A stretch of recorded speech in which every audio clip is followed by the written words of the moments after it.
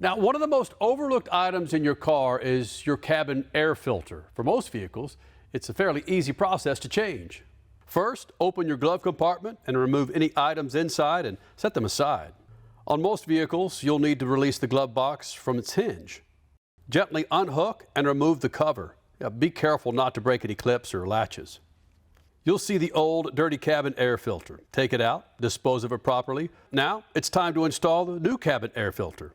Some cars will have a housing for the filter. Make sure you don't throw that away because you'll use that for the new filter. Slide the new filter into the slot, make sure it's properly aligned and securely in place. Reattach the cover by securing any clips or latches. And finally, replace any items you took out of the glove compartment and close it up. You're all set. Replacing your cabin air filter ensures you breathe easier during your daily drive.